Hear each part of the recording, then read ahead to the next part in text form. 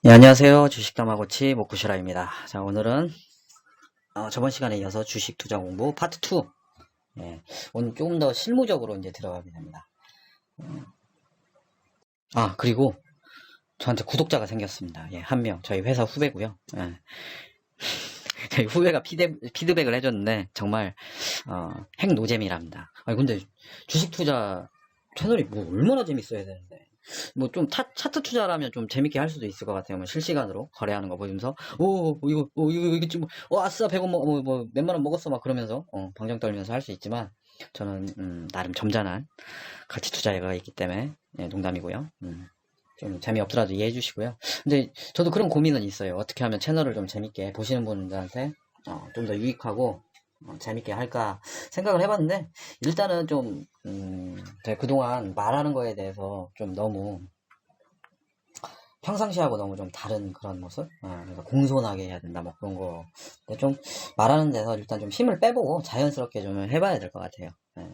재미있게 하는 방법도 찾아야 할 것이지만 일단은 좀 힘을 빼고 자연스럽게 좀 될 수 있으면 진행을 해보려고 합니다. 네, 저번에 그 유수경 책에서 소개된 책들을 보고 제가 어떤 투자에 대한 태도와 관점이 생긴다고 말씀을 드렸잖아요. 네, 그래서 저도 나름대로 투자의 원칙, 투자의 원칙을 한번 만들어 봤어요. 그래갖고 1번이 여유자금으로 투자한다. 절대 빚을 내지 않는다 이거죠. 그 이유는 뭐 여러 가지가 있습니다. 제 나름대로 만든. 왜 그러냐면 솔직히 일단은 이 투자라는 것이 결국은 심리전인 것 같아요. 얼마나 기다릴 수 있느냐, 얼마나 광기에 휩쓸리지 않느냐. 광기라는 표현이 좀 그럴 수도 있는데 좀 감정에 휩쓸리지 않느냐. 근데 일단은 빚을 지게 되면 아무래도 감정적으로 조급해지고 치우치기가 쉬워지기 때문에 저도 솔직히 언젠가는 레버리지를 사용할 수도 있어요. 근데 일단은 이제 그거는 제 스스로 좀 금기를 시켰습니다. 그리고 여유 자금의 50%는 그러니까 제가 투자할 수 있는 돈의 50%는 현금으로 보유한다. 이것도 결국은 버티기 위한 전략이에요. 예를 들어서 제가 빚이 아니더라도 모든 제 여유 자금을 주식에 투자하게 되면 사람이라는 게 그렇잖아요. 갑자기 돈을 써야 될 때도 있고 그런데 뭐 그때 예를 들어서 마침 장이 좋아서 그나마 얼마 정도 수익을 얻고 이제 팔게 되면 그나마 다행인데 만약에 장이 안 좋다. 장이 안 좋다라든지 뭐 하여튼 그런 경우에 그리고 또 장이 폭락했을 경우에 그런 때 이제 보면은 아무래도 심리적으로 좀 버티고 기다리기가 어느 정도 현금 보유율을 갖고 있어야 되는 게 아닌지 그리고 그리고 나름 뭐 포트폴리오 분산 면에서도 그게 유리하지 않을까. 일단은 이렇게 저는 두 가지 원칙만 정했고요. 또 나중에 두 가지가 추가되게 되겠는데요. 그거는 이제 나중에 또 말씀드리도록 하고요.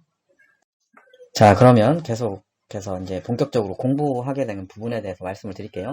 자, 이제 파트 2에서는 유수경 책에서 나름대로 뭔가 해보려고 했지만, 뭐 그때 영웅문 깔아서 뭐 스크리닝도 해서 그것 뭐 기업들도 뭐 한번 추출을 해보고 했는데요. 일단은 재무제표를 보는데 너무 막히더라고요. 그래서 재무제표를 좀 더 원활하게 볼 수 있게 공부를 하고 그 다음에 기업의 가치평가를 할 수 있는 진짜 실질적인 뭔가 그 실무적인 능력을 키우기로 마음을 먹고요. 그때 제가 정말 주식 투자를 하기로 했는데요. 그건 좀 아닌 것 같더라고요. 그래서 다시 책을 잡기 시작했습니다. 그래서 이제 또 다시 첫 번째로 보게 된 책은 차트를 버리고 가치를 택하라. 요 책인데요. 일단 이 책은 뭐 한 10년 전에 산 것 같아요. 그때도 한번 주식 투자 공부를 해보려다가 책만 사놓고 그냥 읽지도 않고 그냥 처박아 놓은 책인데 어떻게 집에서 계속 굴러다니더라고요. 그래서 봤는데 일단 책은 별로입니다. 뭐 저는 별로 보시는 걸 권하지 않고요. 일단 책의 내용이 뭐 그렇게 틀렸다거나 뭐 사자가 있다거나 그러진 않은데 구성면에서 한 200페이지가 안 되는 그런 분량을 가지고 이렇게 너무 이것저것 손대려다가 망한 좀 책인 것 같아요. 그리고 좀 저자가 오히려 너무 쉽게 설명해 주려고 비유를 한 게 오히려 좀 와닿지가 않는 그런 약간 좀 그런 느낌이고요. 그 다음에 현명한 초보 투자가 이거 유명한 책이죠. 이거는 그 주식 유튜버 하시는 그 오박사님이라는 분이 소개를 시켜줘서 해서 봤는데요. 이게 어떻게 보면 그 가치평가에 대해서 그 다음에 그 가치평가의 개념에 대해서 처음으로 명확하게 설명해 준 책. 명확하게 제시해준 책이라고 볼 수 있고요. 그 기업을 뭐 결혼 상대자에 비유하는 그런 표현하고 그 다음에 뭐 실무적으로 정말 재무제표에서 어떤 요소와 어떤 요소를 조합시켜서 이제 실질적으로 투자 그 기업의 가치를 나름대로 진짜 정량적으로 산출할 수 있는지 처음으로 제가 보게 된 책이고요. 그 다음에 재무제표 무작정 따라하기. 예, 이거 무작정 따라하기인데 말이 무작정 따라하기 지금 교과서예요, 교과서. 예, 그냥 정말 거의 기계적으로 단순히 그 재무제표의 용어와 뜻을 거의 나열식으로만 거의 해놓은 책이고요. 근데 되게 그래서 읽기 뻑뻑해요. 예, 그래서 제가 진짜 재무제표에 대해서 조금 더욱더 좌절감을 느끼게 된 책인데요. 과연 내가 재무제표를 읽을 수 있을까? 좀 친숙함을 느낄 수 있을까? 오히려 더 좌절감을 줬는데요. 근데 어떻게 보면 이런 책 하나 있으면 좋을 것 같아요. 그냥 뭐 용어가 생각이 안 나든지 그러면 그냥 어떤 정말 그 퓨어한 그냥 딱 사전적 의미만 딱 뽑아서 볼 수 있는 그런 책이라고 보고요. 절대 무작정 따라할 수 있는 책은 아닙니다. 자, 벤자민 그레미엄의 재무제표 읽는 법. 이 벤자민 그레엄 책 중에 전 제일 좋은 책인 것 같아요. 일단 얇고요. 그리고 이렇게 막 뭐 재무제표 뭐 항목들에 대해서 잡다하게 나오지는 않고요. 뭐 겨우 해봐야 뭐 20개? 뭐 그 정도 뭐 자본이란 무엇인가, 그리고 일단 사전적 의미를 간단하게 기술해주고, 그 다음에 정말 벤자민 그레미엄이 썼는지 어쩐지 모르겠지만 벤자민 그레미엄이 보는 자본의 어떤 의미, 어떤 개념, 그 다음에 그걸 어떻게 해석해야 되는지, 그런 이제 조금 그 재무제표에 대해서 기본적인 개념 플러스 어떤 그 의미를 찾아가는 길을 제시해주는 책입니다. 예. 그 다음에 완벽한 재무제표 읽기. 예. 이 책도 굉장히 제가 보기 좋았고요. 이 책은 굉장히 뭐라고 해야 되나, 어떤 면에서는 불친절하고 어떤 면에서는 친절해요. 그러니까 초보자들이 읽기는 좀 어려워요. 뭐 기본적인 개념은 살짝 나오고, 그 다음에 이제 그 어떤 개념에 대한 파생되는 개념, 이제 뭐라고 설명을 드리기는 좀 어려운데요. 제가 좀 말주변이 없어서. 일단 굉장히 좋은 책이고요. 뭐랄까, 이 어떤 그 재무제표에 딱 집중해서 그 설명에서 이제 정말 알맹이가 꽉 찼다는 그런 느낌, 그런 느낌의 책입니다. 그 다음에 재무제표로 좋은 주식 고르는 법. 이 책도 이 앞전에 완벽한 재무제표 읽기의 저자분이 쓰신 건데요. 자기가 이 책을 써놓고 저희 좀 재무제표로 좋은 주식 고르는 법이라는 이 책을 써놓고 아쉬움이 남아서 완벽한 재무제표 읽기라는 책을 썼다고 그렇게 밝혔는데요. 근데 이게 제가 거꾸로 읽었는데 확실히 그 말을 듣고 보니까 이 완벽한 재무제표 읽기라는 이 책이 뭔가 칼을 간 느낌? 내가 이번에 진짜 재무제표에 대해서 확실히 뭔가 책을 하나 써주겠다, 이런 느낌의 책이었고요. 그 다음에 재무제표로 좋은 주식 고르는 법은 물론 재무제표에 대한 내용도 상당 부분 함유되어 있지만 일단은 좀 내용이 광범위해요. 말 그대로 재무제표도 설명하고 뭐 좋은 주식에 어떻게 고르는지도 설명하고 가치평가하는 부분도 설명하고 뭐 할인율이나 그런 거. 그리고 제가 이 책을 읽을 때까지만 해도 할인율이나 뭐 그런 거 산식에 대해서 아직도 너무 어려워하고 있습니다. 진짜 정말 왜 숫자하고 더하기 빼기 벗어나서 곱하기 나누기만 나오면 이렇게 헤매는지 참 이때까지도 참 어려웠습니다, 저한테는. 그 다음에 제가 본 책은 이 전자공시에는 굉장히 투자하는 사람으로서 중요한 도구잖아요. 정보의 통로고. 그래서 이거에 대해서 잘 활용할 수 있는 뭔가 그런 걸 설명했으려니 하고 기대하고 산 책이 주식투자 전자공시로 끝장내기, 이 책이었는데요. 물론 뭐 끝장낼 수도 없고요. 그리고 책의 제목과 내용이 별로 맞지도 않고요. 뭐 전자공시 활용에 대해서 그다지 나오지도 않고요. 그냥 뭐 그 전자공시에 나오는 용어를 그냥 해석한 거? 예를 들어서 뭐 기업 감자공시가 떴다 그러면 감자란 무엇인가, 그냥 네이버에서 단순히 그냥 이렇게 치면 네이버에서 그냥 단순한 그 정의 풀이 정도 나와 있는 수준의 책이고요. 뭐 거짓말을 써놓는다거나 나쁜 책은 아닌데 그다지 돈 주고 사서 볼만한 책은 아니고요. 오히려 이제 이 뒤책 펀드 매니저가 알려주는 재무제표와 주식투자, 이 책이 저는 뭐랄까, 주식투자의 실무적인 부분에 있어서 아주 좋게 본 책입니다. 실제적으로 HTS를 활용하는 법도 나오고, 그 다음에 재무제표에 대해서도 어느 정도 기본적인 개념이 나오고, 물론 부족합니다. 워낙에 많은 방대한 어떤 범위를 손대다 보니까 분명히 허점은 있기는 한데요. 이게 나는 재무제표를 공부하겠다라고 재무제표만 좀 집중적으로 좀 공부해야 할 텐데 이 책을 보신다는 거는 좀 아니고요. 어느 정도 재무제표에 대해서 감각과 그 다음에 뭐 대충은 알겠다라는 분이 이제 보시면 그 다음에 어떤 정말 그걸 실제로 적용해 보기가 좋은 책이고요. 그 다음에 뭐 가치 투자에 그 주식에 적정 주가를 내는 법, 그런 방법에 대해서 나열을 하고 있습니다. 그 다음에 이 뒤책은 저희가 솔직히 색안경을 끼고 봤어요. 여기 표지에 스타 강사, 요 말만 일단 들어도, 저는 이거 좀 꼬여서 그러는 사람인지, 뭐, 요런 단어를 좋아하질 않아요. 근데 왜 샀냐고요?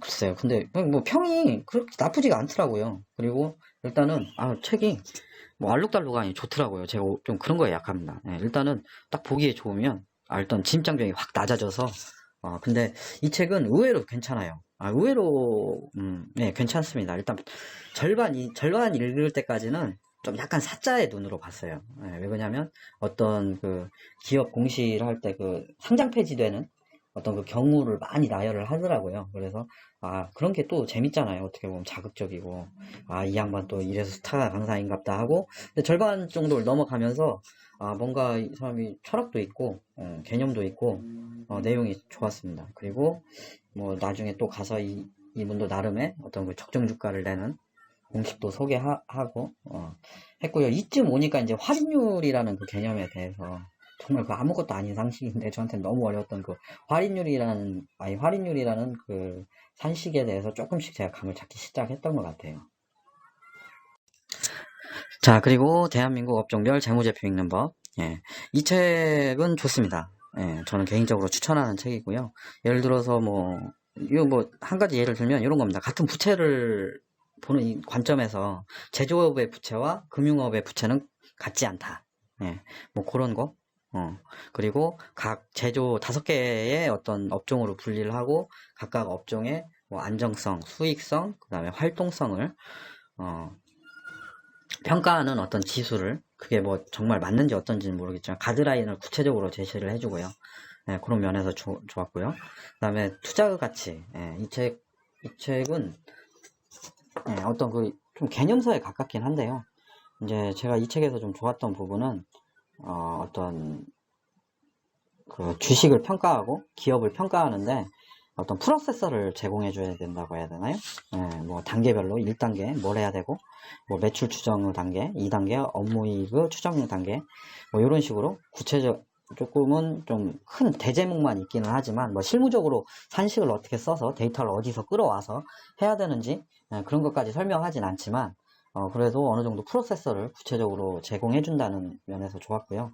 그리고 뭐 그렇게 두껍지도 않고 가볍게 어느 정도 읽어볼 만한 책인 것 같고요. 그리고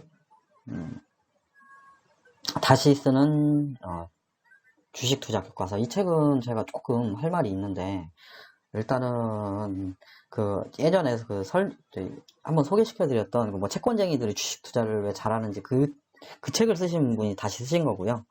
일단 좀 약간 저는 개인적으로 실망스럽습니다. 어떤 점에서 실망스럽냐면, 일단 그 추천사에 홍충욱 선생님이 써주셨더라고요. 근데 일단 뭐 군데군데 제가 알기로 좀 책에 오류가 있었고요. 그게 또 대가리가 좀 컸다고 되게 그것만 들어오더라고요. 예를 들어서 순자본과 장부가치와 청산가치는 같지가 않은 건데, 청산가치하고 어떻게 장부가치가 같은 건지 참 그렇게 써놓으신 게 조금 그렇고요. 그 다음에 이 책의 절반의 내용은 책의 절반 정도가 채권의 그냥 그냥 채권에 대해서 단순 서술을 해놨습니다. 그러니까 아무래도 그 채권쟁이시다 보니까 어떤 채권과 주식의 어떤 교집합적인 부분을 쓰셨다기보다도, 또는 채권을 통해서 자연스럽게 주식을 어떤 평가하거나 어떤 그 주식 투자의 힌트를 얻는 그런 내용이 아니고, 정말 단순하게 별 인과관계와 그 연관관계도 없는 채권의 내용을 거의 절반에 가깝게 써놓으셨어요. 물론 뭐 투자로서 채권이 매력적인 상품이긴 한데, 이건 제목이 주식 투자 교과서지 않습니까? 별로 주식과 상관없는 내용에 너무 많은 지문을 할애를 해놨고요. 그 다음에 너무 광범위한 내용을 써놓으시려고 했어요. 모든 거를 다 커버 하시려고 하다 보니까 책이 조금 망했어요. 제가 보기에는 이미 채권 얘기로, 주식하고 별로 상관도 없는 채권 얘기로 절반을 차지해 놓은 데다가 뭐 투자의 철학부터 그 주식의 가치를 평가하는 내용까지 두루 다 써놓으려고 하다 보니까 좀 교과서라고 하기는 하여튼 좀 약간 저는 마음에 안 드는 책이었습니다. 그리고 나중에 또 설명을 드리겠지만 좀 투자 같이 하는 부분에서도 제가 저하고 생각이 틀린 건지 모르겠는데 좀 약간은 기대를 하고 봤는데 실망스러웠던 책이고요. 그 다음에 제가 주식 가치 평가를 위한 작은 책, 작지만 아주 살벌한 책입니다. 왜냐면 제가 한 50페이지 있다 진짜 때려쳤습니다. 왜냐면 이건 제가 이 책이 나쁜지 어쩐지도 모르겠고, 일단 산식이 너무 많아요. 지금 기본적인 할인율을 내는 그런 산식도 모르는데,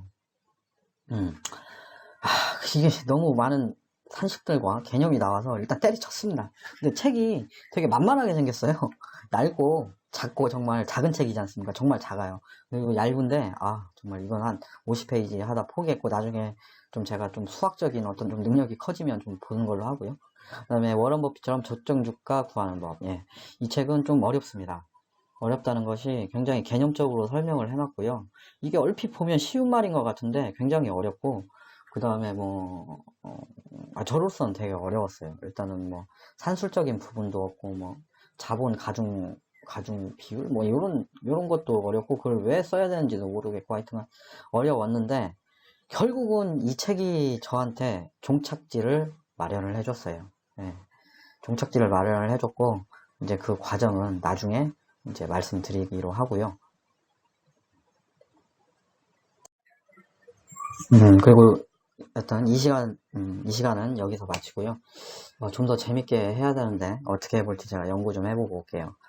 그럼 다음 시간에는 이제 정말 나만의 어떤 가치 투자, 기업을 평가할 수 있는 주식을 적정 주가를 내는 법에 대해서 제가 고민했던 부분과 그리고 제가 이제 결론을 냈던 부분에 대해서 말씀을 드리도록 하겠습니다.